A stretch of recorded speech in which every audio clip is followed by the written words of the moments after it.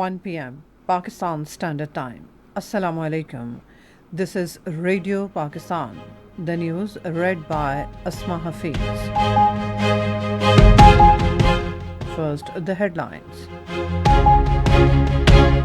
Federal budget for next financial year will be presented in National Assembly today.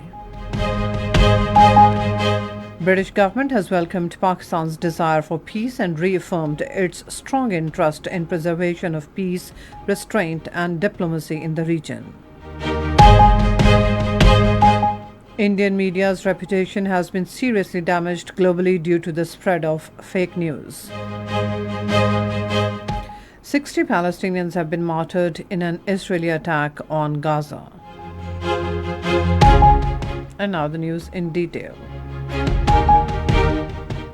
The federal budget for the next fiscal year will be presented in the National Assembly today. Finance Minister Mohammad Aurangzeb will present the federal budget in the National Assembly. Later, he will lay a copy of the Finance Bill 2025 containing the annual budget statement before the Senate. Speaker National Assembly Sardar Ayaz Sadiq has approved the schedule for the upcoming sessions of the lower house regarding the presentation and discussion of the federal budget for the fiscal year 2025-26. According to the schedule, the federal budget 2025-26 will be presented in the National Assembly at 5 in the evening, while the Senate has also been summoned at 6 in the evening today. The House will commence general debate on the budget on Friday, 13th of this month, which will continue until 21st of this month and formally conclude on the same day.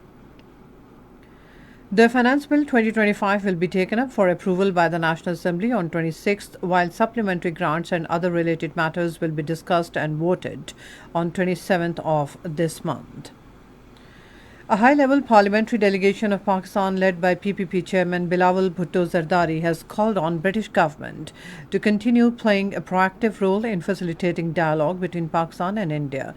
The delegation made the call during a meeting with UK's Parliamentary Under-Secretary of State for the Middle East, Afghanistan and Pakistan, Hamish Falconer, in London. The discussions focused on addressing escalating regional tensions following recent Indian military provocations. Bilawal Bhutto Zardari briefed the British Under-Secretary of State on Pakistan's position in the aftermath of the Pahalgam attack of 22 April 2025. Hamish Falconer welcomed Pakistan's desire for peace and reaffirmed the UK's strong interest in the preservation of peace, restraint and diplomacy in the region. Senior leader PPP and member of Pakistan's parliamentary delegation visiting United Kingdom, Senator Sherry Rahman, has said Pakistan is actively working to promote peace and reduce tensions in the region. In an interview with Sky News, she emphasized that Pakistan does not want regional conflicts to escalate into crisis, but its desire for peace should not be mistaken as its weakness. Sherry Rahman said the purpose of the diplomatic visits to the US and UK is to ensure that facts remain intact and the international community receives an accurate account of the situation. She reiterated Pakistan's commitment to pursuing peace sincerely. Post-Hajj flight operation to bring back Pakistani pilgrims begins today. This was stated by Secretary of Religious Affairs Dr. Syed Ataur Rahman while talking to Radio Pakistan's correspondent Abdur Rahman Chima in Makkah.